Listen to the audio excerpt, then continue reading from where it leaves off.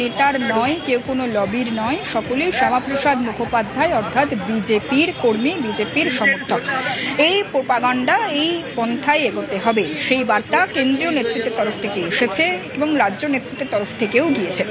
সুতরাং সেই বার্তাকে আগামী নির্বাচনে সামনে রেখে সেই বার্তাকে একেবারে মাঠে ময়দানে নামার বা মাঠে ময়দানে নেমে সেই বার্তাকে কাজে লাগানোর যে আরো একবার নির্দেশিকা, সেই নির্দেশিকায় আরো একবার অমিত শাহের তরফ থেকে এসছে বলেই সূত্র মারফত জানা যাচ্ছে। এই মুহূর্তে কেন্দ্রীয় স্বরাষ্ট্রমন্ত্রী অমিত শাহ তিনি বেরিয়ে যাচ্ছেন, এই মুহূর্তে কেন্দ্রীয় স্বরাষ্ট্রমন্ত্রী অমিত শাহ তিনি বেরোবেন বলেই জানা যাচ্ছে এবং কিছুক্ষণের মধ্যে কেন্দ্রীয় স্বরাষ্ট্রমন্ত্রী তিনি বেরোবেন এবং বেরোচ্ছেন তিনি। আমরা যেমনটা দেখতে পাচ্ছি এই মুহূর্তে কেন্দ্রীয় স্বরাষ্ট্রমন্ত্রী বেরিয়ে যাচ্ছেন। কিন্তু দিলীপ ঘোষের কি ভূমিকা হবে? দিলীপ ঘোষকে আবারও দাবাং দিলীপ হিসেবে দেখা যাবে কি, সেই প্রশ্নই আরো জোরালো হচ্ছে। দিলীপ ঘোষ সেই জল্পনা আরো একবার উস্কে দিয়েছেন। তিনি বলে গেলেন যে শুধুমাত্র শুনতে এসেছিলাম বলতে নয়। দিলীপ ঘোষ মুখ খোলা বিষয়ে, দিলীপ ঘোষের মুখ খোলা প্রসঙ্গে এর আগে কেন্দ্রীয় নেতৃত্বের তরফ থেকে বকাও শুনতে হয়েছে দিলীপ ঘোষকে। সবটা দূরে সরিয়ে দিলীপ ঘোষকে আবারও স্বমহিমায় মাঠে ফেরাতে এই মুহূর্তে মরিয়া কি সত্যি কেন্দ্রীয় নেতৃত্ব, সেই বিষয়টি কিন্তু আরো একবার করে জোরালো হচ্ছে। সেই প্রশ্ন আরো একবার করে উঠছে। কেন্দ্রীয় স্বরাষ্ট্রমন্ত্রী অমিত শাহ তিনি এই মুহূর্তে অলটিয়ারের যে বৈঠক শেষ করে এই মুহূর্তে তিনি বেরিয়ে যাচ্ছেন এবং যে কেন্দ্রীয় স্বরাষ্ট্রমন্ত্রী অমিত শাহ তিনি এই মুহূর্তে বেরিয়ে যাচ্ছেন, গাড়িতে উঠছেন। আমরা দেখতে পাচ্ছি স্বরাষ্ট্রমন্ত্রী অমিত শাহ তিনি বেরোবেন এবং গোটা বিষয়টিকে আজকের যে মুখ্য বলা যায়, আজকের যে মুখ্য বৈঠক, আজকের যে বিধায়ক সাংসদদের নিয়ে তার যে বৈঠক, সেই বৈঠক শেষ হয়েছে। তাতে দিলীপ ঘোষের উপস্থিতি অত্যন্ত গুরুত্বপূর্ণ। আরো ইম্পর্টেন্ট বা আরো গুরুত্বপূর্ণ বিএল সন্তোষ, কেন্দ্রীয় সাধারণ সম্পাদক সংগঠন একেবারে বিএল সন্তোষ, তার উপস্থিতিতে শ্রমিক ভট্টাচার্য, সুকান্ত মজুমদার, শুভেন্দু অধিকারীকে সঙ্গে রেখে তার যে দ্বিতীয় দফার বৈঠক, দুপুরের আহারের পর্বে যে বৈঠক, সেই বৈঠকও অত্যন্ত গুরুত্বপূর্ণ। গোটা বিষয়টিকে কেন্দ্র করে বিজেপির চার প্রধান মুখকে সামনে রেখে বা এক ছাতার তলায় এনেই কি তাহলে আগামী দিনে নির্বাচন লড়বে বিজেপি, আগামী দিনে নির্বাচনে জয়লাভের চেষ্টা করবে বিজেপি, সেই বিষয়টি আরো একবার স্পষ্ট, আরো একবার জোরালো হচ্ছে।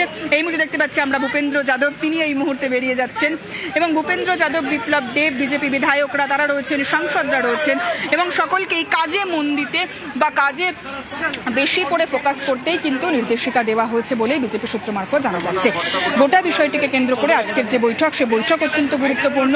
এই মুহূর্তে বেরিয়ে গেলেন কেন্দ্রীয় স্বরাষ্ট্রমন্ত্রী অমিত শাহ, তিনি বেরিয়ে গেলেন এবং তার সঙ্গে অবশ্যই আমরা কিছুক্ষণ আগে দেখেছি দিলীপ ঘোষ, শুভেন্দু অধিকারী, সুকান্ত মজুমদার তারা বেরিয়ে গেলেন।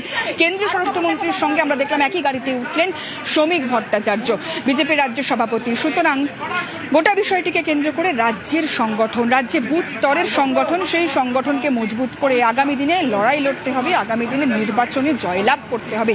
টার্গেট বেঁধে দিয়েছেন ইতিমধ্যেই অমিত শাহ। আমরা গতকালের যে সাংবাদিক সম্মেলন, সেই সাংবাদিক সম্মেলনে দেখেছি 2/3 সিটে জয়লাভ করে আগামী দিনে সরকার গড়বে বিজেপি। এপ্রিলের পরে এ রাজ্যে বিজেপির সরকার হবে, সে বিষয়ে একেবারে এককাট্টা বা জোরালো মন্তব্য করেছিলেন গতকাল কেন্দ্রীয় স্বরাষ্ট্রমন্ত্রী অমিত শাহ তার সাংবাদিক সম্মেলন থেকে। সেই বিষয়কে একেবারে পরোক্ষভাবে এ রাজ্যের মাটিতে বাস্তবায়িত করতে রাজ্যের বিধায়ক সাংসদদের কি ভূমিকা থাকবে এবং দিলীপ ঘোষের কি ভূমিকা থাকবে, সেটিও কিন্তু অত্যন্ত গুরুত্বপূর্ণ। সেটির কোনো দিক নির্দেশনা এসেছে কিনা, দিলীপ ঘোষ যেমনটা জানালেন পরবর্তী সময়ে সবটাই খোলসা করবে। একেবারে সুস্মিতা, সব মিলিয়ে রাজনীতির পারদ আরো চড়ছে এবং এই বৈঠকের পর যে প্রশ্ন উঠছে তাহলে কি বঙ্গ বিজেপিতে আবারও প্রাসঙ্গিক দিলীপ? দীর্ঘদিন ব্রাত্য থাকার পর বিজেপির বৈঠকে দিলীপ ঘোষ এবং সেখান থেকে বেরিয়ে দিলীপ যা বললেন যে যা বলার দল বলবে, শোনার জন্য এসেছেন, এমনটাই মন্তব্য করলেন দিলীপ ঘোষ। শোনার জন্য ডাকা হয়েছিল, শোনার জন্য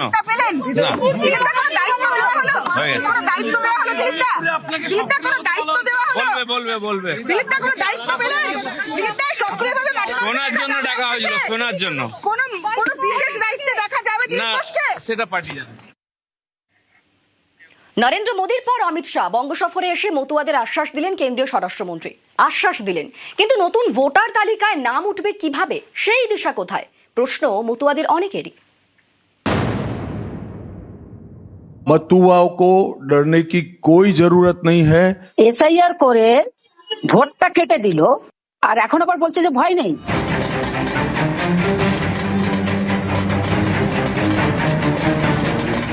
আগামী বছর বিধানসভা নির্বাচনে কি মতুয়ারা ভোট দিতে পারবেন? এসআইআর চলাকালীন এই প্রশ্নই ভাবাচ্ছে মতুয়াদের অনেককেই। এই পরিস্থিতিতেই কয়েকদিন আগে বঙ্গ সফরে আসেন প্রধানমন্ত্রী নরেন্দ্র মোদী। মতুয়া প্রভাবিত এলাকার রানাঘাটে সভা করার কথা ছিল তার, কিন্তু আবহাওয়ার কারণে নদিয়া যেতে পারেননি প্রধানমন্ত্রী। কলকাতা বিমানবন্দর থেকে ভার্চুয়াল ভাষণ দেন, কিন্তু সেই ভাষণে মতুয়াদের কথা ছিল না। বাংলা থেকে ফিরে যাওয়ার পর সোশ্যাল মিডিয়ায় পোস্ট করে নরেন্দ্র মোদী লেখেন, প্রত্যেক মতুয়া এবং নমশূদ্র পরিবারকে আশ্বাস দিচ্ছি তাদের সেবা করব। তারা তৃণমূলের অনুগ্রহে এখানে নেই, তারা সিএএ এর মাধ্যমে সম্মানের সঙ্গে ভারতে বসবাসের অধিকার পেয়েছেন। পশ্চিমবঙ্গে বিজেপির সরকার এলে মতুয়াদের জন্য আরও বেশি করে কাজ করবে। মোদী মতুয়াদের আশ্বাস দিলেও অনেকেই অভিযোগ করেন, মতুয়াদের নাম কিভাবে ভোটার তালিকায় রাখা যাবে তার কোনো দিশা প্রধানমন্ত্রীর কথায় মেলেনি। প্রধানমন্ত্রী নরেন্দ্র মোদীর পর বাংলায় এবার কেন্দ্রীয় স্বরাষ্ট্রমন্ত্রী অমিত শাহ, তিনিও আশ্বস্ত করলেন মতুয়াদের, কিন্তু নতুন ভোটার তালিকায় নাম উঠবে কিভাবে তার দিশা দেখাতে পারলেন কি? मतुआओं को डरने की कोई जरूरत नहीं है। ये भारतीय जनता पार्टी का वादा है। जो शरणार्थी बंगाल में आए हैं वो भारत के नागरिक है, इनका कोई नुकसान नहीं कर सकता, ममता बनर्जी भी नहीं कर सकती। এসআইআর করে ভোটটা কেটে দিল, আর এখন আবার বলছে যে ভয় নেই। তার মানে গরুটারে মেরে দিয়ে জুতো দান করলো। অমিত শাহ মতদের বারবার করে এসছে, আর বারবার করে এই ধরনের মিথ্যে প্রতিশ্রুতি দিয়ে দিয়ে তাদের আজকে ভোট নিয়ে, এবং আমি বলবো যে এখন লাস্ট অব্দি তাদের একটাই কথা, ভোট কেটে গেলেও কোনো চিন্তা নেই, আপনার নাগরিকত্ব দেবো। তার মানে কি এসবের মানে হচ্ছে যে মুসলমানের নাম করে, রোহিঙ্গার নাম করে মতদের ভোটটা কেটে দিয়ে তাদের ডিটেনশন ক্যাম্পে ঢুকাবে। আমরা 2002 সালের পরের থেকে যে ভোট দিয়েছে 24 পর্যন্ত, সেই ভোটে যারা দিয়েছে তাদের অধিকারটা থাকুক, সেই অধিকারটা দিয়ে যাক, তবে তো আমরা মনে করবো যে না, মতুয়াদের জন্য উনি সঠিক কাজ করেছেন।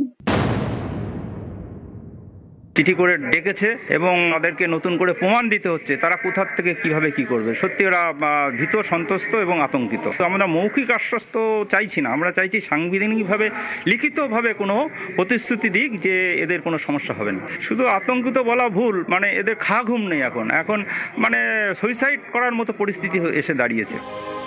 নিউজ 18 বাংলা।